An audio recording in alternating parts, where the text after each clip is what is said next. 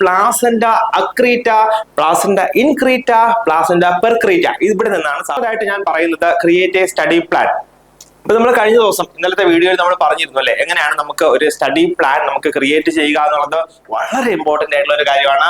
മോർബിഡ്ലി adherent placenta സാധാരണ എക്സാമിന് ചോദിക്കുന്ന ഒരു ഏരിയയാണ്. പ്രോക്രാസ്റ്റിനേഷൻ. എന്താണ് പ്രോക്രാസ്റ്റിനേഷൻ? അതായത് നമ്മുടെ വാട്സ്ആപ്പ് മെസ്സേജ് വരും, നമ്മൾ പിന്നെ അതിന്റെ പുറകെ അങ്ങ് പോകും. ഇമ്പോർട്ടന്റ് ആയിട്ടുള്ള വളരെ ഇൻട്രസ്റ്റിംഗ് ആയിട്ടുള്ള ഒരു ടെക്നിക്കാണ് ബഡ്ഡി ടെക്നിക്. എന്താ?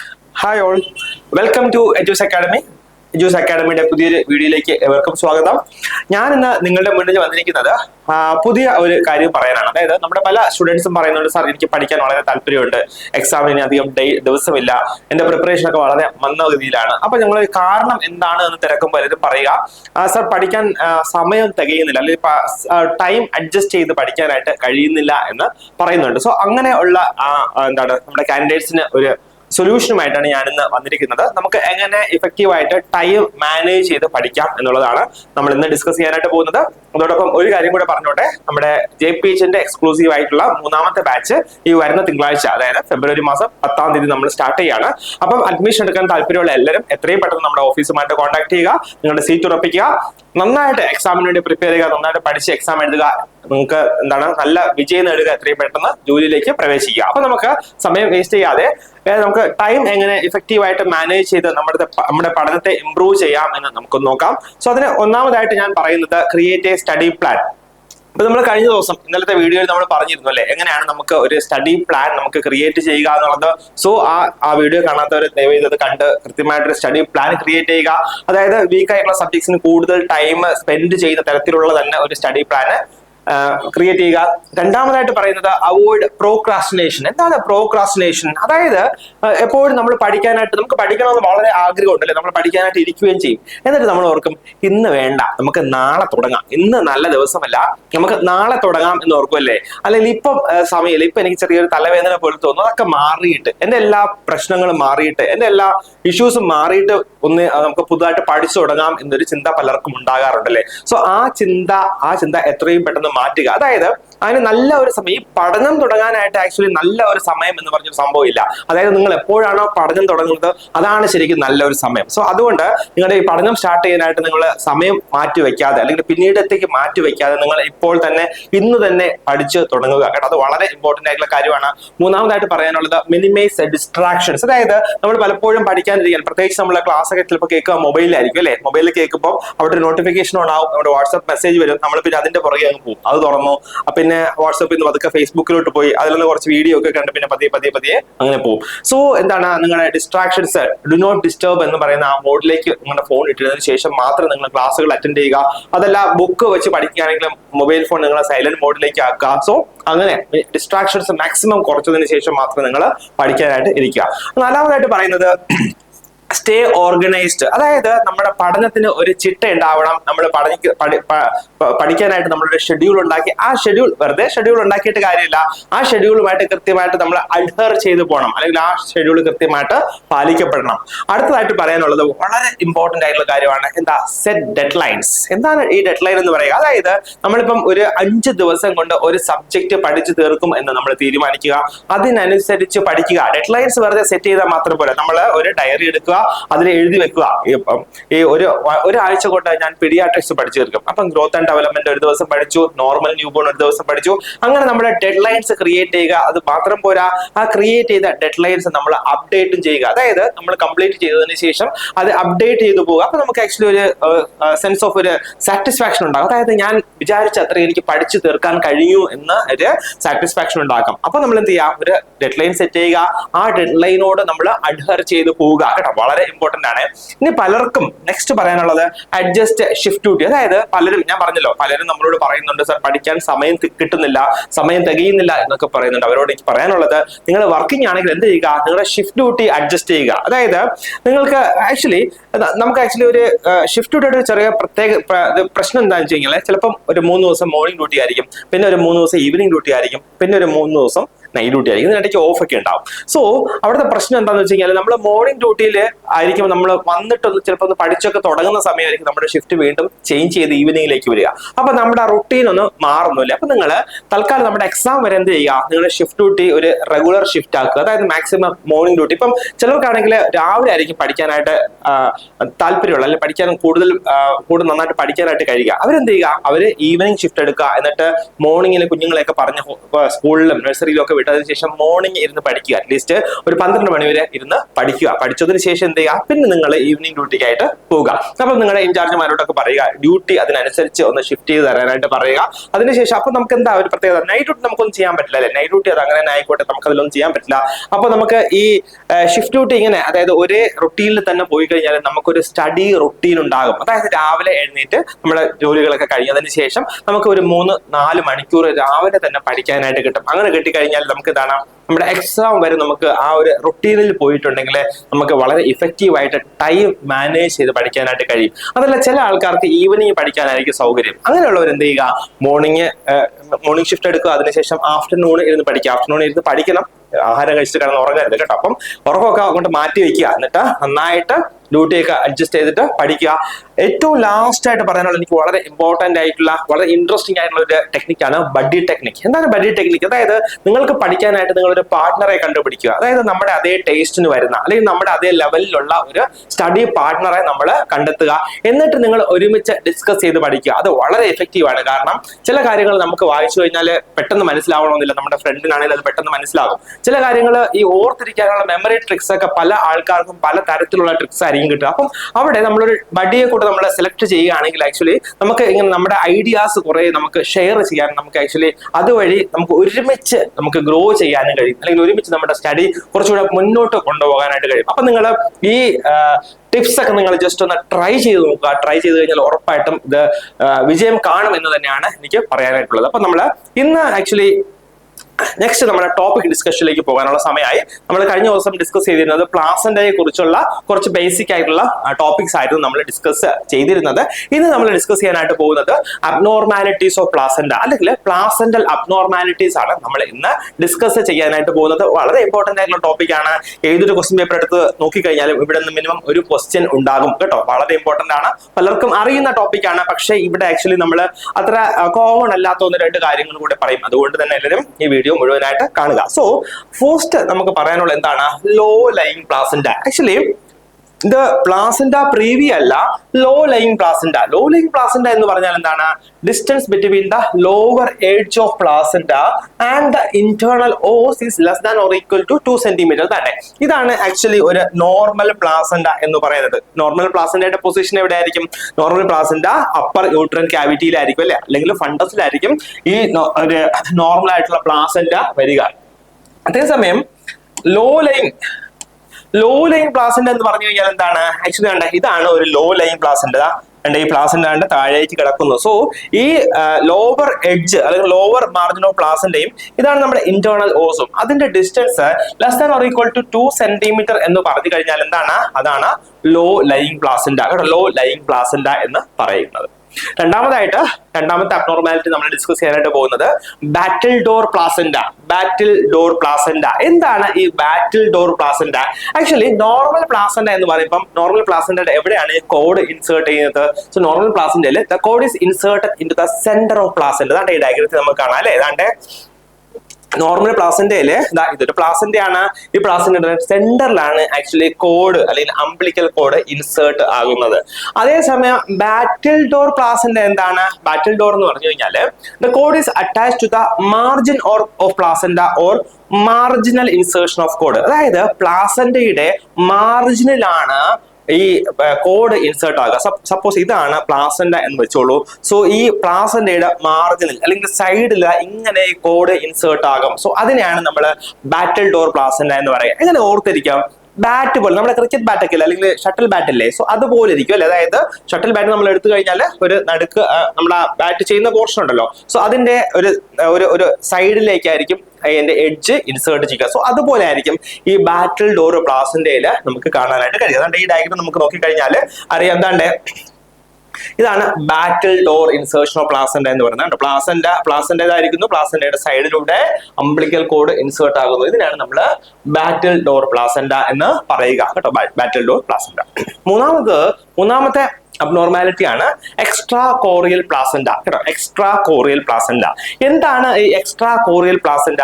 The chorionic membrane അല്ലെങ്കിൽ chorion does not completely cover the fetal surface of placenta. പ്ലാസന്റയുടെ ഫീറ്റൽ സർഫസ്, പ്ലാസന്റയ്ക്ക് രണ്ട് സർഫസ് ഉണ്ടെന്ന് നമ്മൾ കഴിഞ്ഞ ക്ലാസ്സിൽ പഠിച്ചു അല്ലേ? അതായത് ഒരു ഫീറ്റൽ സർഫസ് ഉണ്ട്, കൂടാതെ ഒരു മെറ്റേണൽ സർഫസും ഉണ്ട് കേട്ടോ. അപ്പോ ഇവിടെ എക്സ്ട്രാ കോറിയൽ പ്ലാസന്റയിൽ എന്താ സംഭവിക്കുക? കോറിയോണിക് മെമ്പറൈൻ അല്ലെങ്കിൽ കോറിയോൺ, ഈ കോറിയോൺ എന്ന് പറയുന്നത് does not completely cover the fetal surface of placenta. Suppose ഇത് ഫീറ്റൽ സർഫസ് ആണെങ്കിൽ ഈ കോറിയോണിക് മെമ്പറൈൻ ഇതിനെ കംപ്ലീറ്റ് ആയിട്ട് ഇതുപോലെ കവർ ചെയ്തു വരുന്നില്ല. അതിനാണ് നമ്മുടെ extra chorial placenta, extra chorial placenta എന്ന് പറയുന്നത്. So it leaves part of the placenta bare, അതായത് ഈ പ്ലാസന്റയുടെ കുറച്ച് പോർഷൻ വെറുതെ കവറിംഗ് ഇല്ലാതെ കിടക്കും കേട്ടോ. It leaves part of the placenta bare or exposed without a protective chorionic membrane. അതിനാണ് നമ്മൾ എക്സ്ട്രാ കോറിയൽ പ്ലാസന്റ എന്ന് പറയുക. ആക്ച്വലി എക്സ്ട്രാ കോറിയൽ പ്ലാസന്റ വീണ്ടും രണ്ടായിട്ട് ഡിവൈഡ് ചെയ്തിട്ടുണ്ട് കേട്ടോ. അതിനെ ഒന്നാമതായിട്ട് പറയുന്നത് സർക്കം മാർജിനേറ്റ് പ്ലാസന്റയും രണ്ടാമതായിട്ട് സർക്കം വാലേറ്റ് പ്ലാസന്റയും കേട്ടോ. എന്തൊക്കെയാണ്? സർക്കം മാർജിനേറ്റ് പ്ലാസന്റ, രണ്ടാമത്തേത് സർക്കം വാലേറ്റ് പ്ലാസന്റ. അപ്പം എന്താണ് ഈ circummarginate placenta? The fetal side is surrounded by maternal side smoothly. ഇതാണ് ഈ ഫീറ്റൽ സൈഡ്, ഇത് ഫീറ്റൽ സൈഡ് ആണ്, ഇത് മെറ്റേണൽ സൈഡ് ആണ്. സോ ഈ ഫീറ്റൽ സൈഡിനെ സറൗണ്ട് ചെയ്തിരിക്കുകയാണ്. എന്താണ്? മെറ്റേണൽ സൈഡ് വന്നിട്ട് സറൗണ്ട് ചെയ്തിരിക്കുകയാണ്. ഇതിനെയാണ് നമ്മൾ സർക്കം മാർജിനേറ്റ് പ്ലാസന്റ എന്ന് പറയുക. അതേസമയം എന്താണ് സർക്കം വാലേറ്റ് പ്ലാസന്റ? ഈ ഡയഗ്രത്തിൽ കാണുന്ന പോലെ fetal side is surrounded by maternal side with a valve like thickening in between. ഇവിടെ കാണുന്നില്ല, ഒരു വാൽവ് പോലെ അതിനങ്ങ് മൂടി കെട്ടി വെച്ചേക്കും അല്ലെ. സോ ഇതാണ് സർക്കം വാലേറ്റ് പ്ലാസന്റ എന്ന് പറയുക. Fetal side is surrounded by maternal side with a valve like thickening in between. അതിനാണ് നമ്മൾ സർക്കം വാലേറ്റ് പ്ലാസന്റ എന്ന് പറയുക. അപ്പം ഈ എക്സ്ട്രാ കോറിയൽ പ്ലാസന്റ ഉള്ള കേസിൽ എന്ത് കോംപ്ലിക്കേഷൻസ് ആ കാണാൻ കഴിയുക? അതായത് IUGR അറിയാം അല്ലെ? IUGR എന്താണ്? ഇൻട്രാ യൂട്രൈൻ ഗ്രോത്ത് റിട്ടാർഡേഷൻ, കൂടാതെ APH അല്ലെങ്കിൽ ആന്റി പാർട്ടം ഹെമറേജ്. സോ ഇതൊക്കെയാണ് ഈ എക്സ്ട്രാ കോറിയൽ പ്ലാസന്റയുടെ കോംപ്ലിക്കേഷൻസ് ആയിട്ട് നമുക്ക് കാണാൻ കഴിയുക. നാലാമതായിട്ട് നമ്മൾ ഡിസ്കസ് ചെയ്യാൻ പോകുന്നത് അക്സസറി ലോബ് ആണ് കേട്ടോ. അക്സസറി ലോബ് എന്ന് പറഞ്ഞു കഴിഞ്ഞാൽ എന്താണ്? ഈ പ്ലാസന്റയ്ക്ക് അഡീഷണൽ ആയിട്ട് ഒരു ലോബ് കൂടെ എവിടെയെങ്കിലും ഉണ്ടാകും. ഇത് വളരെ ഡേഞ്ചറസ് ആയിട്ടുള്ള കണ്ടീഷൻ ആണ് അക്സസറി ലോബ് കേട്ടോ. എന്താ ഡേഞ്ചറസ് എന്ന് വെച്ചാൽ ഞാൻ പറഞ്ഞുതരാം. സോ അതിൽ ഫസ്റ്റ് നമുക്ക് കാണാൻ കഴിയുന്നത് ഈ പ്ലാസന്റ സക്സെഞ്ചുറേഷ്യ എന്ന് പറയും, അല്ലെങ്കിൽ സക്സെഞ്ചുറേറ്റ് പ്ലാസന്റ എന്ന് പറയും. സോ ഇത് smaller accessory lobe is connected to the main lobe by blood vessels കണ്ടോ. ഇത് ആക്ച്വലി മെയിൻ ലോബാണ്. ഇത് മെയിൻ ലോബാണ്. കൂടാതെ ഒരു അക്സസറി അല്ലെങ്കിൽ ഒരു അഡീഷണൽ ലോബ് കൂടെ ഉണ്ട്. ഇത് തമ്മിൽ ബ്ലഡ് സപ്ലൈ ഉണ്ട്, അല്ലെങ്കിൽ ബ്ലഡ് കണക്ഷൻ ഉണ്ട്. സോ അതിനെയാണ് നമ്മൾ എന്ത് പറയുന്നത്? സക്സെഞ്ചുറേറ്റ് പ്ലാസന്റ എന്ന് പറയുക, അല്ലെങ്കിൽ പ്ലാസന്റ സക്സെഞ്ചുറേഷ്യ എന്ന് പറയുക. എന്താണ്? Smaller accessory lobe is connected to the main lobe by blood vessels. Important ആണ്. അതിന്റെ ബ്ലഡ് വെസൽസ് കൂടെ വരികയാണെങ്കിൽ അതിനെ നമ്മൾ സക്സെഞ്ചുറേഷ്യ പ്ലാസന്റ എന്ന് പറയും കേട്ടോ. അപ്പൊ എന്തുകൊണ്ടാണ് ഇത് ഇമ്പോർട്ടന്റ് എന്ന് ഞാൻ പറയുന്നത്? കാരണം സപ്പോസ് നമുക്ക് അറിയത്തില്ല, പേഷ്യന്റിന്റെ ഡെലിവറി കഴിഞ്ഞു, അപ്പൊ നമ്മൾ പ്ലാസന്റ വരുന്നുണ്ടോ എന്ന് നോക്കും, അല്ലെങ്കിൽ പ്ലാസന്റയുടെ എക്സ്പെൽഷൻ ഉണ്ടോ എന്ന് നോക്കും. നമ്മൾ കണ്ടു പ്ലാസന്റ എക്സ്പെൽ ചെയ്ത് പോയി. പക്ഷേ സപ്പോസ് നിങ്ങൾ ഓർത്ത് നോക്കിയേ, ഇതുപോലെ ഒരു എക്സ്ട്രാ ലോബ് ആ പേഷ്യന്റിനുണ്ട് കേട്ടോ. ആ എക്സ്ട്രാ ലോബ് ഉണ്ട്. അപ്പൊ നമ്മൾ ഈ പ്ലാസന്റ പുറത്തേക്ക് വരുമ്പോൾ നമ്മൾ നോക്കും, ഈ ലോബ് മുഴുവൻ കംപ്ലീറ്റ് ആണ്, ഫുൾ കംപ്ലീറ്റ് ആണ്. ഇങ്ങനെ ഒരു ലോബ് ഉള്ള കാര്യം, അല്ലെങ്കിൽ അഡീഷണൽ ആയിട്ട് ഒരു ലോബ് ഉള്ള കാര്യം നമുക്ക് അറിയില്ലെങ്കിൽ എന്താ സംഭവിക്കുക? ഈ ലോബ് പേഷ്യന്റിന്റെ യൂട്രസിനകത്ത് തന്നെ ഉണ്ടാകും. കുറച്ചു കഴിഞ്ഞതിന് ശേഷം പേഷ്യന്റിന് ഹെവി ആയിട്ടുള്ള ബ്ലീഡിങ് ഉണ്ടാകും. കാരണം പ്ലാസന്റ കംപ്ലീറ്റ് ആയിട്ട് എക്സ്പെൽ ചെയ്ത് വന്നിട്ടില്ല എന്നുണ്ടെങ്കിൽ പേഷ്യന്റ് എന്താണ്? ഹെവി ബ്ലീഡിങ് ഉണ്ടാവും. അതിനെയാണ് നമ്മൾ പോസ്റ്റ് പാർട്ടം ഹെമറേജ് കേട്ടോ. വളരെ ഇമ്പോർട്ടന്റ് ആണ് പോസ്റ്റ് പാർട്ടം ഹെമറേജ് എന്ന് പറയുക. സോ ഈ പോസ്റ്റ് പാർട്ടം ഹെമറേജ് ഉണ്ടാകാൻ ഏറ്റവും ചാൻസ് ഉള്ള ഒരു ഡിസീസ് കണ്ടീഷൻ ആണ് ഈ അക്സസറി ലോബ് കേട്ടോ. അതുകൊണ്ടാണ് നമ്മൾ ഡെലിവറിക്ക് മുന്നേ തന്നെ നമ്മൾ കൺഫേം ചെയ്തിരിക്കുന്ന പേഷ്യന്റിന്റെ പ്ലാസന്റ നോർമൽ ആണോ അല്ലയോ എന്നുള്ളത് കേട്ടോ. അപ്പം ഇതാണ് സക്സെഞ്ചുറേഷ്യ പ്ലാസന്റ എന്ന് പറയുന്നത്. നെക്സ്റ്റ് പറയുന്നത് പ്ലാസന്റ സ്പ്യൂരിയ കേട്ടോ. Placenta spuria. എന്താണ് ഈ സ്പ്യൂരിയ എന്ന് പറയുക? Smaller accessory lobe with no vascular connection. ഇവിടെ ആക്ച്വലി ഒരു അക്സസറി ലോബ് ഉണ്ട്. ഇത് ആക്ച്വലി നോർമൽ പ്ലാസന്റയാണ്, നോർമൽ ഡിസ്ക് ലൈക്ക് അല്ലെങ്കിൽ ഡിസ്കോയിഡ് പ്ലാസന്റയാണ്. ഇവിടെ നോക്കി ഇതിന്റെ പ്ലാസന്റ ഉണ്ട്, അതിനൊരു അക്സസറി ലോബ് ഉണ്ട്. പക്ഷെ അവിടെ ബ്ലഡ് സപ്ലൈ ഇല്ല, അല്ലെങ്കിൽ വാസ്കുലാർ കണക്ഷൻ ഇല്ല. അതിനാണ് നമ്മൾ എന്ത് പറയുന്നത്? പ്ലാസെന്റ സ്പ്യൂരിയ എന്ന് പറയുക. അപ്പൊ പ്ലാസെന്റ സ്പ്യൂരിയ എന്താണ് placenta spuria? Accessory lobe with no vascular connection കേട്ടോ, നോ വാസ്കുലാർ കണക്ഷൻ ആണ് പ്ലാസെന്റ സ്പ്യൂരിയ. സക്സെഞ്ചുറേറ്റ് പ്ലാസെന്റ എന്ന് പറഞ്ഞു കഴിഞ്ഞാൽ എന്താണ്?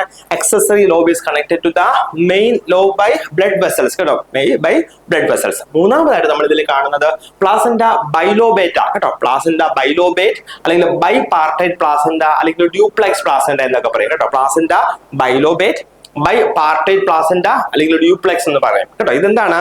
ടു ഈക്വൽ സൈസ്ഡ് ലോബ്സ് വിത്ത് വാസ്കുലാർ കണക്ഷൻ. ഇവിടെ രണ്ട് ലോബ് ഉണ്ട്, രണ്ടും ഈക്വൽ സൈസ് ആണ്, വിത്ത് രണ്ടിനും ബ്ലഡ് സപ്ലൈ ഉണ്ട്. സോ ഇതാണ് ബൈലോബ്ഡ് പ്ലാസെന്റ കേട്ടോ. രണ്ട് ഈക്വൽ സൈസ്ഡ് ലോബ്സ് ഉണ്ട്, അതിന് ബ്ലഡ് സപ്ലൈ ഉണ്ടെങ്കിൽ നമ്മൾ അതിന് എന്ത് പറയും? പ്ലാസെന്റ ബൈലോബേറ്റ് അല്ലെങ്കിൽ ബൈ പാർട്ടൈറ്റ് പ്ലാസെന്റ അല്ലെങ്കിൽ ഡ്യൂപ്ലെക്സ് പ്ലാസെന്റ എന്നൊക്കെ പറയും കേട്ടോ. അപ്പൊ ഞാൻ നേരത്തെ പറഞ്ഞതുപോലെ ഈ ആക്സസറി ലോബ് വരുമ്പം ഉണ്ടാകുന്ന കോംപ്ലിക്കേഷൻ എന്താണ്? സെക്കൻഡറി PPH കേട്ടോ. അപ്പൊ PPH ഞാൻ പറഞ്ഞല്ലോ, എന്താണ് PPH? Post partum haemorrhage. Secondary PPH എന്ന് പറഞ്ഞു കഴിഞ്ഞാൽ എന്താണ്? ഡെലിവറി കഴിഞ്ഞതിന് ശേഷം അല്ലെങ്കിൽ പ്ലാസെന്റൽ ഡെലിവറി കഴിഞ്ഞതിന് ശേഷം 24 hours to 12 weeks of delivery, അതായത് 24 മണിക്കൂർ കഴിഞ്ഞതിന് ശേഷം, അതേസമയം 12 ആഴ്ചയ്ക്ക് മുന്നേ ഉണ്ടാകുന്ന പോസ്റ്റ് പാർട്ടം ഹെമറേജിനാണ് നമ്മൾ സെക്കൻഡറി PPH എന്ന് പറയുക. സോ എക്സാമ്പിൾ ചോദിക്കുകയാണ്, most common complication of accessory lobe എന്ന് ചോദിച്ചു കഴിഞ്ഞാൽ എന്താ ആൻസർ? PPH. കുറച്ചുകൂടെ സ്പെസിഫിക് ആയിട്ട് പറഞ്ഞു കഴിഞ്ഞാലോ സെക്കൻഡറി PPH ആണ് ആൻസർ ആയിട്ട് വരിക. സോ ഈ കേസിൽ മാനേജ്മെന്റ് എന്താണ്? ക്യൂരിറ്റേജ്. ക്യൂരിറ്റേജ് എന്ന് പറഞ്ഞു കഴിഞ്ഞാൽ ഈ ആക്സസറി ലോബ് ഉണ്ടല്ലോ, ഈ ആക്സസറി ലോബിന് നമ്മൾ എന്ത് ചെയ്യുന്നു? ചുരണ്ടി കളയുക അല്ലെങ്കിൽ ക്യൂരിറ്റേജ് ചെയ്ത് കളയുക. സോ ഇതാണ് മാനേജ്മെന്റ് ഓഫ് ആക്സസറി ലോബ് എന്ന് പറയുന്നത്. നെക്സ്റ്റ് അഞ്ചാമതായിട്ട് പറയുന്നത് ഫെനിസ്ട്രേറ്റഡ് പ്ലാസെന്റ. ഫെനിസ്ട്രേറ്റഡ് പ്ലാസെന്റ എന്താണ്? Fenestrated placenta central portion of the discoidal placenta is missing. ഇതാണ്ട് ഇത് ഡിസ്കോയിഡൽ പ്ലാസെന്റ ആണ്, ഇതിന്റെ സെൻട്രൽ പോർഷൻ കണ്ടോ, ഇത് ഇവിടെ മിസ്സിംഗ് ആണ്. സോ ഇതിനെയാണ് നമ്മൾ ഫെനിസ്ട്രേറ്റഡ് പ്ലാസെന്റ എന്ന് പറയുക. So missing chorionic plate and villi, അതായത് ഈ പ്ലാസെന്റയിലുള്ള കോറിയോണിക് പ്ലേറ്റും വില്ലയും ഒക്കെ മിസ്സിംഗ് ആണെങ്കിൽ അതിനെ നമ്മൾ എന്ത് പറയും? ഫെനിസ്ട്രേറ്റഡ് പ്ലാസെന്റ എന്ന് പറയും കേട്ടോ. ഇനി നമ്മൾ നെക്സ്റ്റ് പഠിക്കാനായിട്ട് പോകുന്നത് velamentous insertion of cord. Important ആണ്. എന്താണ് വെലമെന്റസ് ഇൻസേർഷൻ ഓഫ് കോഡ് എന്ന് പറയുക? അതായത് umbilical cord is inserted into the fetal membrane and then travel towards a placenta. അതാണ്ട് അംബ്ലിക്കൽ കോഡ് അംബ്ലിക്കൽ കോഡ്. ആ അംബ്ലിക്കൽ കോഡ് എന്ത് ചെയ്യുന്നു? ആദ്യം ഫീറ്റൽ മെമ്പറൈനിലേക്ക് ഇൻസേർട്ട് ചെയ്യുന്നു, അതിനുശേഷമാണ് അത് പ്ലാസെന്റയിലേക്ക് വരിക കേട്ടോ. ഇതിനാണ് നമ്മൾ വെലമെന്റസ് ഇൻസേർഷൻ ഓഫ് കോഡ് എന്ന് പറയുക. നമ്മൾ ഇത് എങ്ങനെ ഓർത്തിരിക്കും? വല പോലെ അല്ലെ, അതായത് കോഡ് എന്ത് ചെയ്യുന്നു? വല പോലെ പ്ലാസെന്റയിലേക്ക് ഇൻസേർട്ട് ചെയ്യുന്നു, അതിനെയാണ് എന്ത് പറയുന്നത്? വെലമെന്റസ് ഇൻസേർഷൻ ഓഫ് കോഡ് അല്ലെ. വല പോലെ ഈ അംബ്ലിക്കൽ കോഡ് പ്ലാസെന്റയിലേക്ക് ഇൻസേർട്ട് ചെയ്യുന്നതിന് നമ്മൾ എന്ത് പറയുന്നു? വെലമെന്റസ് ഇൻസേർഷൻ ഓഫ് കോഡ്. നോർമലി എങ്ങനെയാണ്? നോർമലി ആക്ച്വലി ഈ നമ്മുടെ അംബ്ലിക്കൽ കോഡ് ഡയറക്റ്റ് ആയിട്ട് വന്ന് പ്ലാസെന്റയിൽ അറ്റാച്ച് ചെയ്യും. പക്ഷെ ഇവിടെ എന്താണ്? ആദ്യം അംബ്ലിക്കൽ കോഡ് ഈ മെമ്പറൈനിലേക്ക് അറ്റാച്ച് ചെയ്യുന്നു, അതിനുശേഷം പ്ലാസെന്റയിലേക്ക് അറ്റാച്ച് ചെയ്യുന്നതിനാണ് നമ്മൾ വെലമെന്റസ് ഇൻസേർഷൻ ഓഫ് കോഡ് എന്ന് പറയുന്നത്. നെക്സ്റ്റ് വളരെ ഇമ്പോർട്ടന്റ് ആയിട്ടുള്ള ഒരു കാര്യമാണ് മോർബിഡ്ലി അഡ്ഹറന്റ് പ്ലാസെന്റ. സാധാരണ എക്സാമിന് ചോദിക്കുന്ന ഒരു ഏരിയയാണ് മോർബിഡ്ലി അഡ്ഹറന്റ് പ്ലാസെന്റ. എന്താണ് മോർബിഡ്ലി അഡ്ഹറന്റ് പ്ലാസെന്റ? അതായത് മോർബിഡ് എന്ന് പറഞ്ഞാൽ നല്ല ടൈറ്റ് ആയിട്ട് അഡ്ഹർ ചെയ്തിരിക്കുന്നത്, അതായത് ടൈറ്റ് ആയിട്ട് പ്ലാസെന്റ പറ്റി പിടിച്ചിരിക്കുന്നതിനെയാണ് നമ്മൾ മോർബിഡ്ലി അഡ്ഹറന്റ് പ്ലാസെന്റ എന്ന് പറയുക. സോ ഇവിടെ ആക്ച്വലി നമുക്കൊരു ചെറിയൊരു സ്ട്രക്ചർ പഠിക്കാനുണ്ട്, നിദാബുഷ് ലെയർ. നമ്മൾ കഴിഞ്ഞ ക്ലാസ്സിൽ പറഞ്ഞതാണ് നിദാബുഷ് ലെയർ എവിടെയാണ് കാണുന്നത്? പ്ലാസെന്റയിലാണ് കാണുന്നത് എന്ന് പറഞ്ഞു അല്ലേ. സോ ഇത് layer of fibrinoid degeneration which is present between placenta and decidua. അതായത് പ്ലാസെന്റയ്ക്കും ഡെസിഡ്യൂ എന്ന് പറഞ്ഞു കഴിഞ്ഞാൽ എന്താണ്? എൻഡോമെട്രിയം ഡ്യൂറിംഗ് പ്രഗ്നൻസി അല്ലെ. അതായത് എൻഡോമെട്രിയം എന്ന് പറഞ്ഞാൽ ഇന്നർമോസ്റ്റ് ലെയർ ഓഫ് യൂട്രസ് ആണ്. അപ്പം ഈ യൂട്രസിന്റെ ഇന്നർമോസ്റ്റ് ലെയറിൽ കാണുന്ന ലെയറിന് അല്ലെങ്കിൽ ഈ ഇന്നർമോസ്റ്റ് ലെയർ ഡെസിഡ്യൂ ആയിട്ട് ചേഞ്ച് ആവുന്നത് എപ്പോഴാണ്? പ്രഗ്നൻസിയിൽ അല്ലെ. സോ ഇവിടെ എന്താ സംഭവിക്കുന്നത്? നിദാബുഷ് ലെയർ എന്ന് പറഞ്ഞാൽ ഒരു ലെയർ ഓഫ് ഫൈബ്രിനോയിഡ് ഡീജനറേഷൻ ആണ് which is present between the placenta and the decidua കേട്ടോ. അപ്പൊ ഈ ഫൈബ്രിനോയിഡ് ഡീജനറേഷൻ ആയിട്ടുള്ള ഈ നിദാബുഷ് ലെയർ എന്ത് ചെയ്യുന്നു? ഇത് ആബ്സെന്റ് ആണെങ്കിലാണ് സാധാരണ മോർബിഡ്ലി അഡ്ഹറന്റ് പ്ലാസെന്റ കാണുക കേട്ടോ. So it limits the penetration of blastocyst. അപ്പം നോർമലി ഈ നിദാബുഷ് ലെയർ എന്ന് പറഞ്ഞു കഴിഞ്ഞാൽ ഞാൻ പറഞ്ഞു അതൊരു ഫൈബ്രോയിഡ് ഡീജനറേഷൻ ആണ് between the placenta and the decidua. അപ്പം ഈ ഇവിടെ ആയിരിക്കും ഇതുപോലെ ആയിരിക്കും നിതാബൂഷ് ലെയർ ഇരിക്കുക അല്ലെ. സോ ഈ നിതാബൂഷ് ലെയർ സാധാരണ എന്താ ചെയ്യുക, limit the penetration of blastocyst. അതായത് ബ്ലാസ്റ്റോസിസ്റ്റ് വന്ന് ഇംപ്ലാന്റ് ചെയ്യുമ്പോൾ അത് ഒത്തിരി ഡെപ്തിലേക്ക് ഇംപ്ലാന്റ് ചെയ്യാതെ ഇരിക്കാനായിട്ട് ഹെൽപ്പ് ചെയ്യുന്ന സ്ട്രക്ചറാണ് നിതാബൂഷ് ലെയർ. മനസ്സിലായല്ലോ? അതായത് ബ്ലാസ്റ്റോസിസ്റ്റ് വന്ന് ഇംപ്ലാന്റ് ചെയ്യുന്ന സമയത്ത് അത് ഒത്തിരി ഡെപ്തിലേക്ക് പോകാതെ പ്രിവെന്റ് ചെയ്യുന്ന സ്ട്രക്ചറാണ് നിതാബൂഷ് ലെയർ എന്ന് പറയുക. സോ സപ്പോസ് നിങ്ങൾ ആലോചിച്ച്, ഈ നിതാബൂഷ് ലെയർ ആബ്സെന്റ് ആണ് എന്ന് വെച്ച് കഴിഞ്ഞാൽ എന്താ സംഭവിക്കുക, ഈ പ്ലാസന്റയിലോ എന്താണ് യൂട്രസിലേക്ക് ഇത് വന്നിട്ട് എന്ത് ചെയ്യുന്നു, ബ്ലാസ്റ്റോസിസ്റ്റ് വന്നിട്ട് ഒത്തിരി ഡെപ്തിലേക്ക് അങ്ങ് അഡ്ഹർ ചെയ്യുന്നു അല്ലെങ്കിൽ പറ്റിപ്പിടിച്ചിരിക്കുന്നു. സോ ഇതിനാണ് നമ്മൾ മോർബിഡ്ലി അഡ്ഹറന്റ് പ്ലാസന്റ എന്ന് പറയുക. സോ ഇതിന്റെ റീസൺ എന്താണെന്ന് ചോദിച്ചെങ്കിൽ എന്താണ്, ആബ്സെന്റ് നിതാബൂഷ് ലെയർ. കേട്ടോ, നമുക്ക് ഈ ഡയഗ്രത്തിൽ ആക്ച്വലി കാണാവേ. ഇതാണ് നമ്മള് നിതാബൂഷ് ലെയർ എന്ന് പറയുന്ന ഒരു ഫൈബ്രോയിഡ് ഡീജനറേറ്റീവ് സ്ട്രക്ചർ എന്ന് നമ്മൾ പറയുന്ന നിതാബൂഷ് ലെയർ. കേട്ടോ, അപ്പൊ ഇത് ആബ്സെന്റ് ആണെങ്കിലാണ് സാധാരണ മോർബിഡ്ലി അഡ്ഹറന്റ് പ്ലാസന്റ ഉണ്ടാകുക.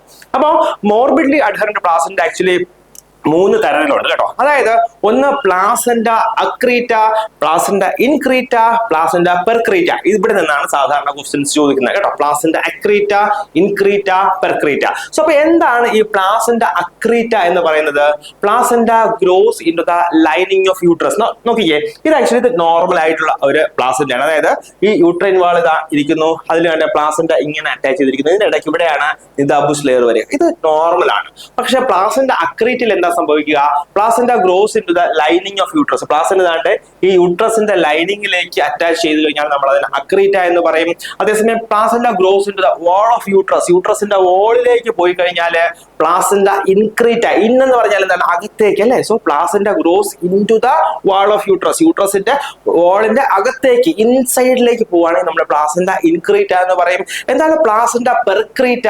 Placenta grows through the walls of uterus at times into nearby organs such as bladder or colon. അതായത് നോക്കി ഇവിടെ കാണാൻ പറ്റും നമുക്ക്, പ്ലാസന്റ ഒത്തിരി ഡെപ്തിലേക്ക് ഇറങ്ങി പോയതിനു ശേഷം എന്ത് ചെയ്യുന്നു, അതിന്റെ അടുത്തുള്ള സ്ട്രക്ചേഴ്സ് ആയിട്ടുള്ള ബ്ലാഡർ, കോളോണിലൊക്കെ പറ്റിപ്പിടിച്ചിരിക്കുന്നതിനാണ് നമ്മൾ പറയുന്നത് പ്ലാസന്റ പെർക്രീറ്റ എന്ന് പറയുക. കേട്ടോ, വളരെ ഇമ്പോർട്ടന്റ് ആണ്. Placenta accreta, placenta increta, placenta percreta. വളരെ ഇമ്പോർട്ടന്റ് ആയിട്ടുള്ള ഒരു കാര്യമാണ് നമ്മൾ ഡിസ്കസ് ചെയ്തത്. അതായത് അബ്നോർമാലിറ്റീസ് ഓഫ് പ്ലാസന്റ. ഇത് പഠിക്കാതെ നിങ്ങൾ എക്സാമിന് പോകരുത്. ഇവിടെ നിന്ന് സാധാരണ ഒരുപാട് ക്വസ്റ്റ്യൻസ് ചോദിക്കുന്ന ഒരു ഏരിയ ആണ്. സോ നന്നായിട്ട് പഠിക്കുക. മാക്സിമം നിങ്ങളുടെ എഫേർട്ട് മാക്സിമം നിങ്ങൾ ഇപ്പൊ ആക്ച്വലി ഒരു 4-5 മാസം നിങ്ങളുടെ എഫേർട്ട് ഇട്ട് കഴിഞ്ഞാൽ എന്താണ്, നമുക്ക് ഉറപ്പായിട്ട് നമുക്കൊരു ഗവൺമെന്റ് ജോലി ലഭിക്കും. സോ ആ രീതിയിൽ നന്നായിട്ട് പഠിക്കുക. നിങ്ങൾ മാക്സിമം റിവൈസ് ചെയ്ത് തന്നെ പഠിക്കുക. നന്നായിട്ട് പഠിച്ച് പരീക്ഷ എഴുതി എത്രയും പെട്ടെന്ന് നിങ്ങൾക്ക് എല്ലാവർക്കും ജോലി ലഭിക്കട്ടെ. സോ നമുക്ക് നെക്സ്റ്റ് ഒരു വീഡിയോ ആയിട്ട് അടുത്ത ദിവസം കാണാം. Bye bye and take care. സാധാരണ ക്വസ്റ്റ്യൻസ് ചോദിക്കുന്നത്